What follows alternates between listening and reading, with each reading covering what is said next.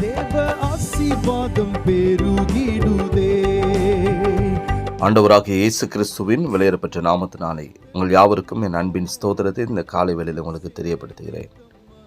எபேசருக்கு எழுதின நிருபம் 1ஆம் அதிகாரம் 3வது வசனத்திலே இவ்வாறாக வாசிக்கின்றோம். நம்முடைய கர்த்தராகிய இயேசு கிறிஸ்துவின் பிதாவாகிய தேவனுக்கு ஸ்தோத்திரம். அவர் கிறிஸ்துவுக்குள் உன்னதங்களிலே ஆவிக்குரிய சகல ஆசீர்வாதத்தினாலும் நம்மை ஆசீர்வதித்திருக்கிறார் என்று சொல்லி நாம் பார்க்கிறோம். கிறிஸ்துவுக்குள் அன்பான தேவனுடைய பிள்ளைகளே, இந்த உலகத்தில் வாழ்ந்து கொண்டிருக்கிற குடும்பத்தில் பட்டவர்களானாலும் சரி, ஆண்டவரை அறிந்து கொண்ட தேவனுடைய பிள்ளைகளானாலும் சரி,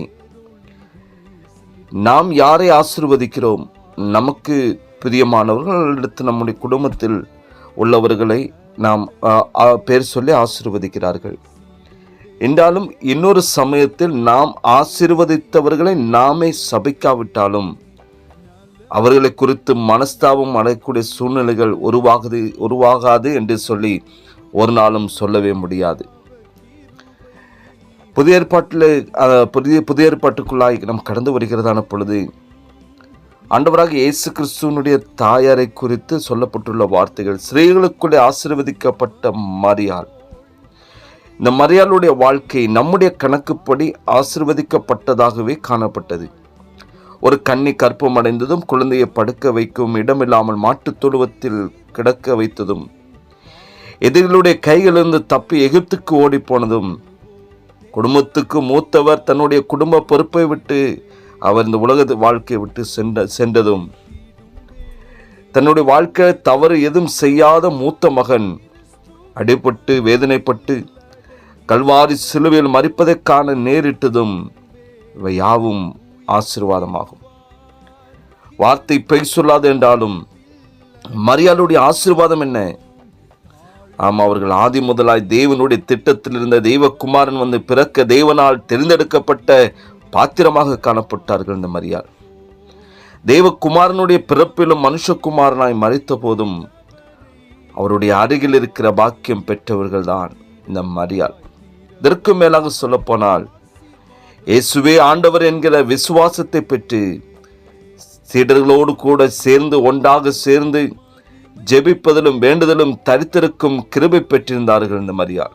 இதைவிட மேன்மையான ஆசீர்வாதம் அவருடைய வாழ்க்கையிலே வேற ஒன்றுமே இல்லை. அப்படிப்பட்ட ஆசீர்வாதத்தை மரியாள் பெற்றிருந்தார்கள். இங்கே நாம் வாசித்து கேட்ட வேத பகுதிக்குள்ளாய் கடந்து வருகிறதான பொழுது, இங்கே கிறிஸ்துவுக்குள் உன்னதங்களிலே ஆவிக்குரிய சகல ஆசீர்வாதத்தினாலும் என்று சொல்லி நாம் பார்க்கிறோம். நாம் ஆசீர்வதிக்கப்பட்டிருக்கிறோம் என்கிறார் பவுல். அதாவது சகலமும் நமக்கு கிறிஸ்துவுக்குள் என்கின்றதான பொழுது தேவனை அறிகிற அறிவின் சகல நன்மைகளும் நமக்கு கொடுக்கப்பட்டுள்ளது. அதாவது ரட்சிப்பு என்பது அவருடைய பிள்ளைகளாகும் சுதந்திர பாக்கியமாகும். சகல பாவங்களும் மன்னிக்கப்பட்ட ஒரு இரக்கம், பரிசுத்த ஆவியானவருடைய அந்த பெரிதான அபிஷேகம், தேவனுடைய சித்தத்தை அறிந்து அதையே நம்முடைய வாழ்க்கையில செயல்படுத்துகிறதான அந்த வல்லமை, இவற்றிற்கு மேலாக நித்தியமாக ஆண்டவராக இயேசு கிறிஸ்துவோடு கூட வாழ்கின்ற ஒரு பாக்கியமுள்ள ஒரு அனுபவமாகும். இன்னும் சொல்ல போனால், இவை யாவும் நமக்கு அருளப்பட்ட ஆனந்த பாக்கியமாக காணப்படுகிறது. இந்த ரட்சிப்பின் மூலமாக ஆண்டவராக இயேசு கிறிஸ்துவோடு கூட நாம் உறவை பெற்றிருப்பதனால்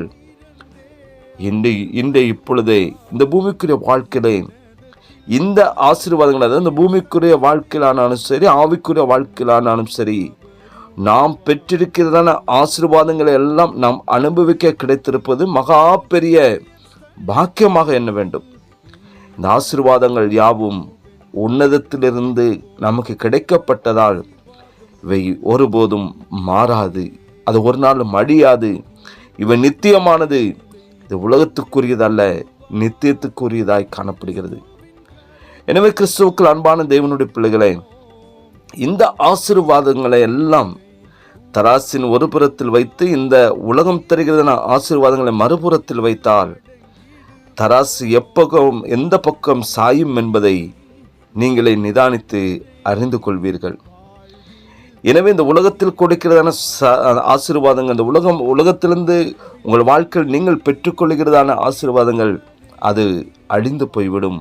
ஏதோ ஒரு சில நாட்கள், ஆண்டுகள் மாத்திரம்தான். ஆனால் தேவன் நமக்கு கொடுக்கிறதான ஆசீர்வாதங்கள் அது நித்தியமாக உங்கள் வாழ்க்கையில சதா காலமும் அவருடைய வருகை பரியந்தமும் உங்கள் வாழ்க்கையில் நிலைத்து நிற்கிறதாய் காணப்படுகிறது. எனவே அந்த நித்தியத்துக்குரிய ஆசீர்வாதங்களை பெற்றுக்கொள்ளும்படியாய் தேவ சமூகத்தில் உங்களை அர்ப்பணிங்கள். ஆண்டவரே, அப்படிப்பட்ட ஆசீர்வாதம் எனக்கு வேண்டும். இந்த ஆசீர்வாதம் ஒரு நாளும் அழியாதது. அந்த ஆசீர்வாதத்தை பெற்றுக்கொள்ள எத்தனை பேர் வாஞ்சிக்கிறீர்கள்? அந்த நித்தியத்துக்குரிய ஆசீர்வாதத்தை பெற்றுக்கொள்ள இந்த காலை பொழுதில் தெய்வ சமூகத்தை நம்மை அர்ப்பணிப்போம். தெய்வ கிருபை உங்கள் அனைவரோடு கூட இருப்பதாக. ஜெபிக்கலாமா? நேசிக்கிறதான அன்பின் நல்ல தகுப்பனே, உமக்கு நன்றி செலுத்துகிற ஆண்டவரே. இந்த உலகத்தில் கொடுக்கிறதான ஆசீர்வாதங்கள் அது அழிந்து போய்விடும். ஆனால் நீர் எங்களுக்கு தெரிகிறதான ஆசீர்வாதமோ அது அழியாததப்பா. அது நித்தியத்துக்குரிய உன்னதமான ஆசீர்வாதமப்பா. இந்த ஆசீர்வாதத்தினாலே தம்முடைய பிள்ளைகள் யாவரையும் கர்த்தர் நிறைப்பீராக. இந்த பாக்கியத்திற்காக உமக்கு நாங்கள் நன்றி செலுத்து. இப்படிப்பட்ட பாக்கியத்தை யாவரும் சுதந்திரத்து கொண்டு உமக்கு பிரியமாய் வாழ்ந்து உங்களுடைய சித்தம் செய்ய இந்த கரத்தில் அர்ப்பணிக்கிறோம். யாவரையும் ஆசீர்வதியும் பாதுகாத்துக் கொள்ளுங்க. இயேசுவின் நாமத்தில் ஜெபிக்கிற நல்ல பிதாவே, ஆமென், ஆமென்.